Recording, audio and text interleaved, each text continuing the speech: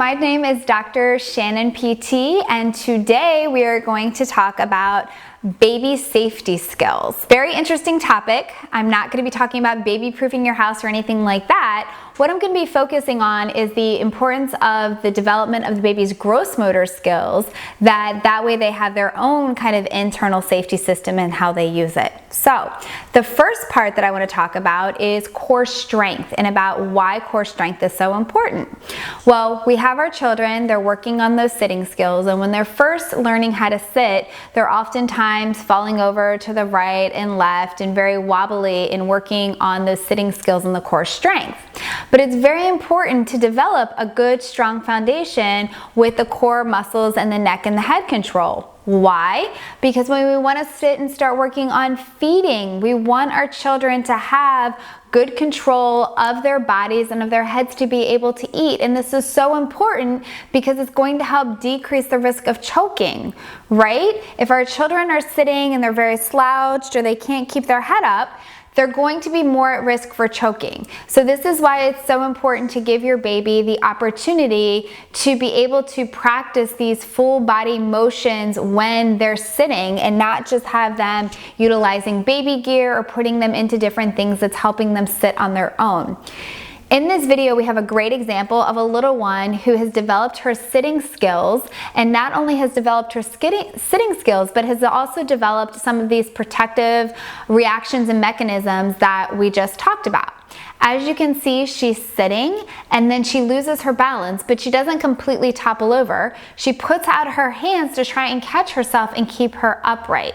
And so this is a great example of how she has not only learned the gross motor skill of how to sit, but her body has also learned the safety skill aspect of keeping herself upright, keeping her head from hitting, and keeping her safe. Also, we want to keep this in mind when it comes to walking. So many people will say, oh, well, my kid didn't crawl very much. They just started standing and they went to walking.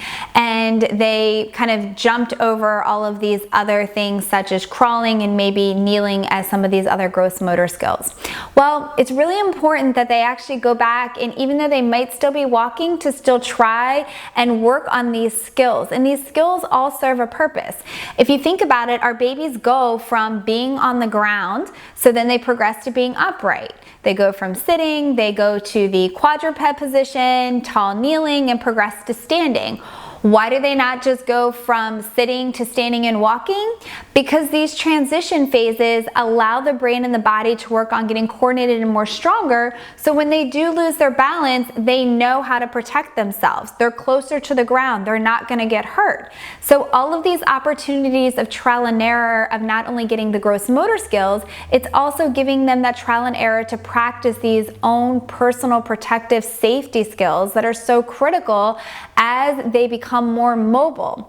So when you think about it, with a child crawling or a child tall kneeling, when they lose their balance, they're going to be very close to the floor to be able to put out their arms, for example, to try and catch themselves. So as they ingrain and get these protective personal skills, those are going to help them when they start walking. They will have practiced already over and over again when they lose their balance, how to fall and how to protect themselves. So now when they stand and they work on walking, for example, they know that when they're going to fall, they put their hands out, or maybe they go to their knees first to protect themselves. And so this is just as important of a skill in being able to practice these protective reactions to their environment as it is for them actually developing this skill. And so again, I want to just kind of remind everybody that those gross motor skills, it's not only just about the gross motor skills that your kids are learning and that are so important, but it's also these safety protective mechanisms that they're also getting the opportunity to practice and to learn from to help keep themselves safe in the future as they learn these gross motor skills and they go out and they become more mobile. Thanks so much for watching. See you next time on the Need to Know in 5.